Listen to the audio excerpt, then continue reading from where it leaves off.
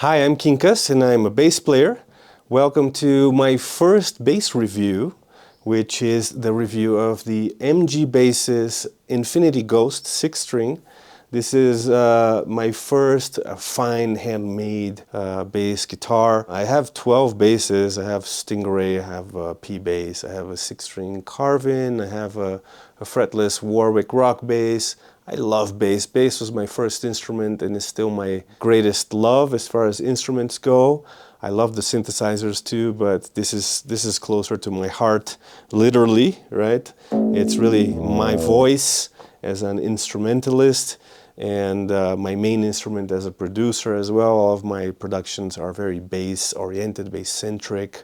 I really put a lot of effort and care into crafting really nice bass lines in my compositions. So I'm really proud to be a MG bassist endorsed artist. I think that's how you say that kind of thing. It's my first endorsement deal with a bass company, and I'm really proud. I met Mauricio at the NAMM show. Mauricio Costa is the luthier. He's a Brazilian guy based in the United States. I'm Brazilian as well, so we have that in common. I'm based in Mexico City, but I went to represent a synth company, Erica Synths, at an event during the NAMM weekend. And so I got to meet Mauricio, I got to check out some of his basses. They were all amazing. They're handmade, finely crafted instruments with really premium woods, very fine electronics, fine craftsmanship, and I was really, really impressed with these instruments. And ever since then I had that little bug. I've wanted one, and when I saw him publish a picture of this particular instrument, I fell in love with the looks of it. I already knew they sounded good. I already knew they were well made. So I struck up a conversation with him and we ended up starting a partnership, right? I'm now an official MG Bassist artist, and I'm very proud to be making my first bass review on this instrument. You already heard me playing it a little bit in the beginning of this video. You can stick around at the end of the video, you'll hear the continuation of that jam. But now I'd like to talk a little bit about it and show you how it sounds without any kind of processing, right? Right now it's connected straight to my Grace Design M101 preamp, which has no EQ, no compression, no kind of processing at all. So it's just the sound of the instrument. So this bass is called the Infinity Ghost for a couple of reasons. The infinity part is the infinite fingerboard. It goes all the way from the nut to the bridge. And it doesn't have magnetic pickups. It only has piezo pickups that are built into the bridge saddles. In fact, it doesn't have a traditional bridge either. The bridge saddles are mounted right on the body, on these routing holes that are made on the fingerboard wood itself, right? And it has a Bartolini preamp inside, and which sounds unbelievable, super quiet. The controls are invisible as well, so that's part of the ghost part of this, right? It's ghost because you don't see pickups, you don't see controls. It looks like pretty much an acoustic instrument, and it is an acoustic instrument, right? The piezos are picking up the acoustic vibration of the strings on the wood body. There's no magnetic anything. And the controls exist, and they are actually placed on the back over here, right on the control cavity. So there's a little hole on the electronics cavity where you have volume, bass, mid, and treble controls, right? So these are not as immediately available as you would find them on a conventional bass. However, I don't find that to be a problem. One thing, the controls are recessed, so they're not going to be moving around by rubbing to your body, but it's also really easy to just use your finger to turn these knobs and get the sound you want. For me, it's a set it and forget it type situation. I set the volume a little bit lower than the maximum because this has very high output. And then I have bass and mid all the way up, and treble just about 20% up. I don't love the high end the brittle high end of piezo pickups. So I definitely have the highs attenuated on this bass. Now the woods that it's made out of, it's got every MG bass is made out of different woods, uses very fine tone woods, or if you want to call them that, or just fine woods, you know. The body is mahogany, the neck is wenge, the fingerboard is ziricote, or as you'd say here in Mexico, siricote. Right, I am a Brazilian living in Mexico. The top is ebony macassar. Is it macassar or massacre? Ebony macassar is the top wood on this bass. So yeah, those are the woods. Ebony macassar, ziricote, wenge neck, and mahogany body. And one thing that I'll bring up is the neck is really interesting texture. It doesn't feel like a glossy factory-based neck. You can feel the pores of the wood, very natural feel, which feels super nice. I actually much prefer this. It was one of the things that I really felt that were really unique and interesting about the feel of playing this bass, is how natural the wood sounds behind your thumb here. It's not like a usual factory-made bass that's like either glossy or matte, but this really like homogeneous feeling. This one really feels like wood. You can really feel the pores, you know, the texture, the grain of the wood. And that for me makes for a very special experience of playing this bass. It's got side dots that glow in the dark. These have name like Loomis something, I forget. But what I love about them is that the dots are placed where for me on a fretless they should be, which is actually where the notes are. Like on a fretted bass where they would be between frets. So they act as, they're much more accurate guides, especially like that there's a fret 1 dot right here. Right? Because otherwise you'd have no indication until fret 3. So on a fretless, I think it's really important to have that first dot on what would be fret number 1, right? So that I find that this is adequate. This is enough visual indication for me to really find myself playing this bass. I have no problem playing it in tune. Well, you know, most of the time, to some extent, that's really more about me than about the bass, right? Everybody needs to practice their intonation. But I find it actually easy compared to most of my other fretless basses.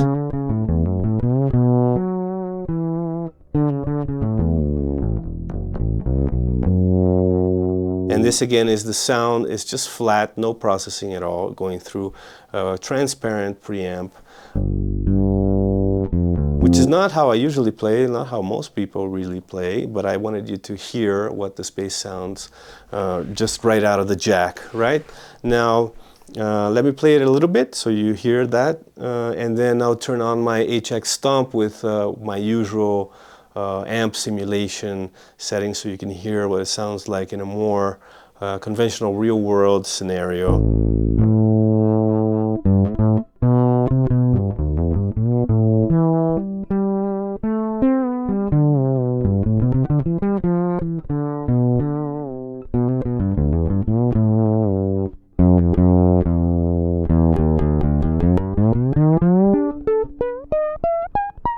Right, the infinite fingerboard gives you a very wide tonal range.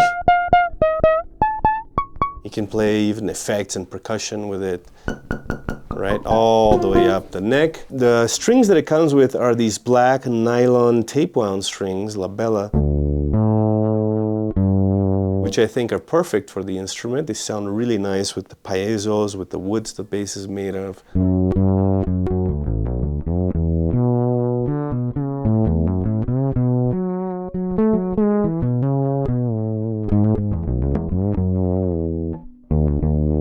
And they sound really nice and feel really nice to play as well. Super soft, very, you know, almost frictionless. So you can do these long glissandi.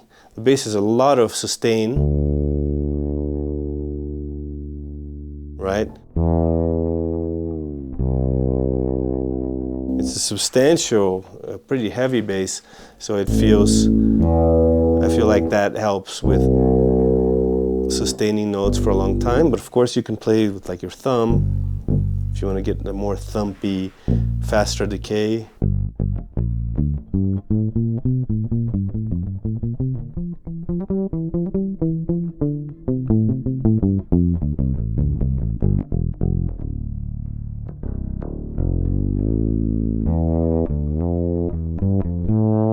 I love the wah, the mwah, right? The famous fretless mwah sound that you get with this one.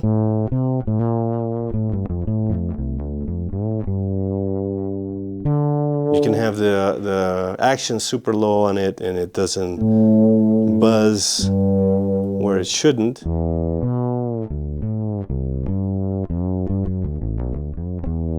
It's got dual truss rods for adjustment. Very nice, high quality black hardware. The bridge saddles are mounted right inside holes on the fingerboard, so there's no traditional bridge. It goes right on the wood. Yeah, everything is premium, high quality on this instrument. It's the best bass I've ever owned. Super happy, super proud to be an MG basses artist. Let me turn on the HX Stomp here with one of my presets that I've made for this bass so you can hear it in a more traditional setting. Real world, right?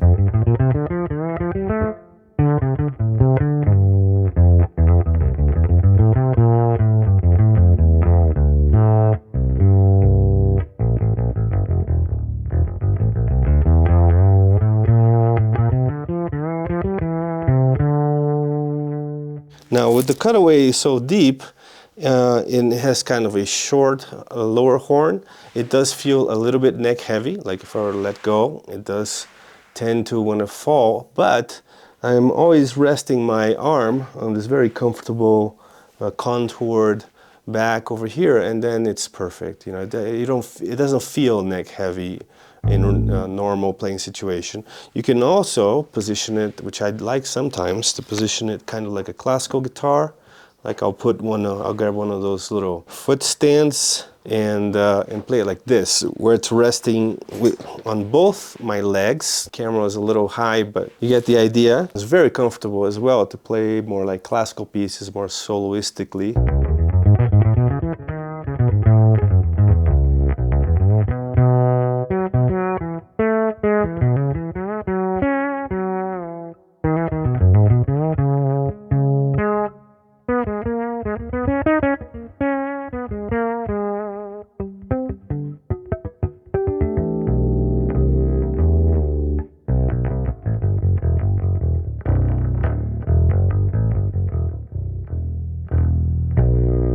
Let me try another preset that I made here with a little bit of delay and reverb, which is really nice for kind of soloistic playing.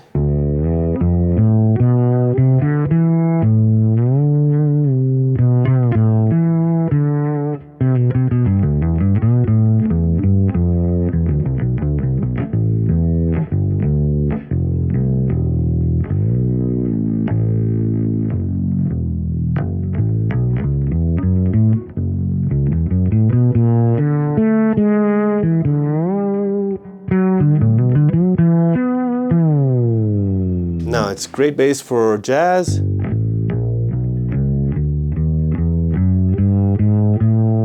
play fingerstyle funk on it.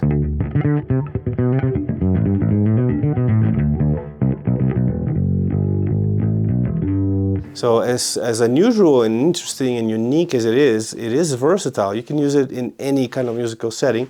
I've actually been taking it to my heavy metal band rehearsals.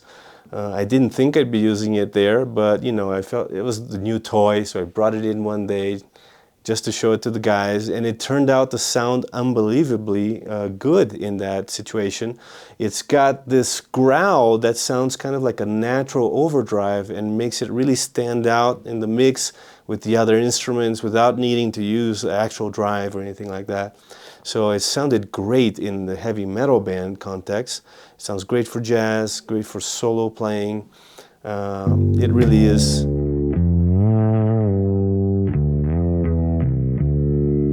favorite instrument in my whole studio right now. So I think that's it. Did I cover everything? Did I talk about everything? I think I did. If you have any questions, please write them in the comments down below. I'll try to answer any questions you may have. Go check out MG Basses, the website. Mauricio can make, has a whole bunch of different models. He can customize them to your liking. He'll make them with the woods of your choice and a number of strings as well.